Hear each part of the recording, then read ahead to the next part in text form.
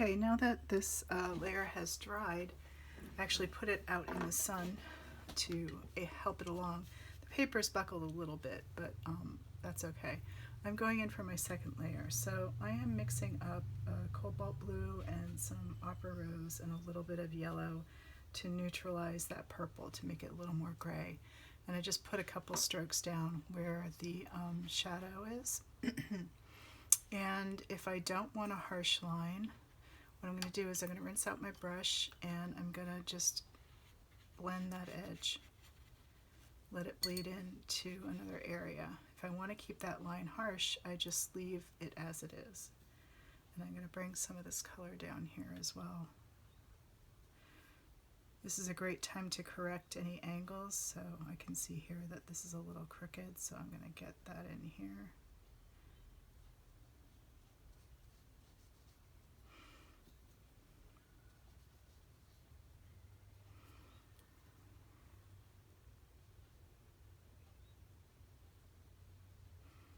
I have a finer tip brush, so I'm going around these plants and the edges to make sure that it gets up to the plant so there's no white showing. I can always come back when I paint the plants and add more color over that, but this is a nice way of doing it now.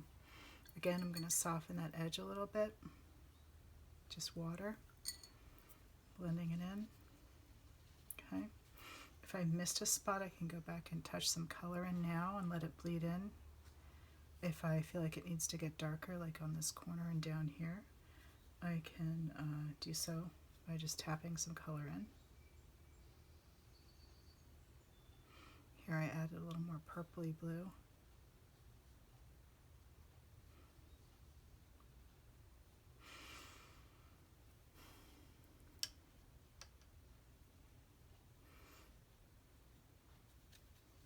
I like that, so I think I'm going to add that up here as well. I'm going to use my viewfinder to see where the shadow ends on this. Don't want to overdo it.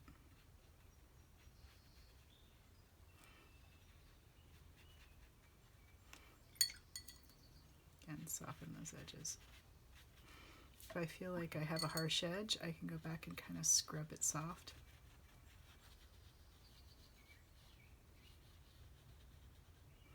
Like so.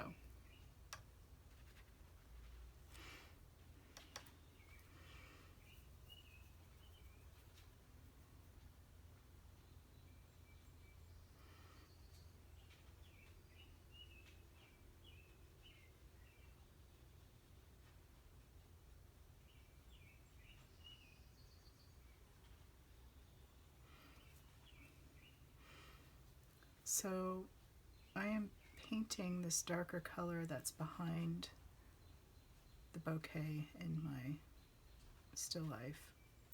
And you can see I'm bringing the color right up to the edge of the leaves and the petals.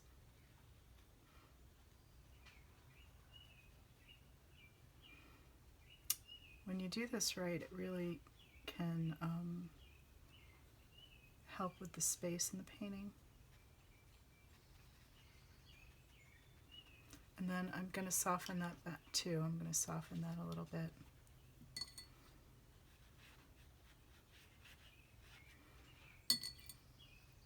Then I'm going to bring some of that color down in the corner here.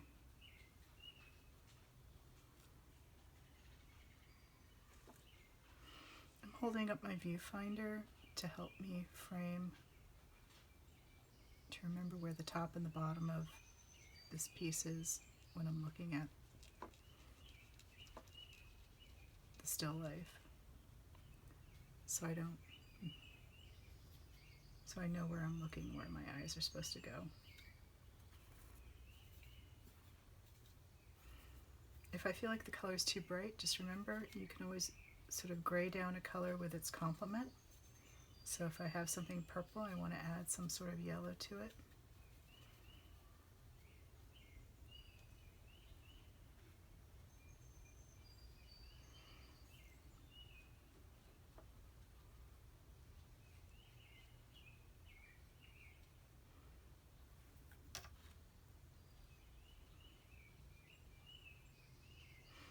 Part of the nice thing about watercolor is just letting it go and do its thing. You know, some areas I'm going to really try to control and make sure that I am managing it well, and some areas I'm just going to let it go and let it sort of be its watercolory self.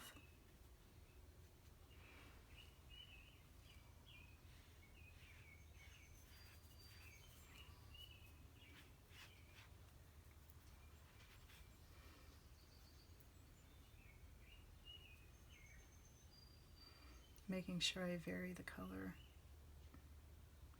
Not painting everything just a lighter or darker version of the same color. I want it to vary. The shadow is a different color than the highlight in this fabric. So I want to make sure that that's reflected in the painting.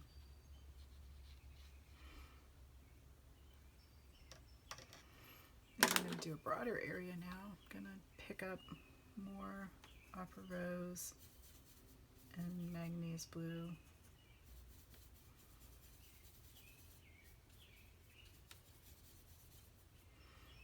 And some Cadmium Yellow Medium to neutralize it a bit.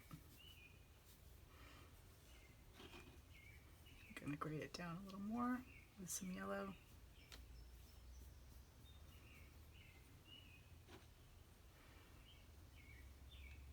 And add more water, some more yellow. It almost looks brown right now, but it still has a lot of color in this color, if I can say that, if that makes sense.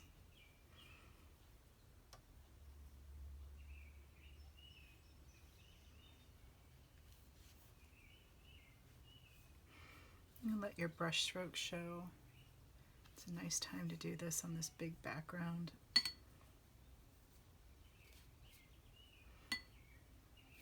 I save the smaller strokes for the flowers and the detail. It's nice to have that contrast of large strokes and smaller strokes. Excuse me.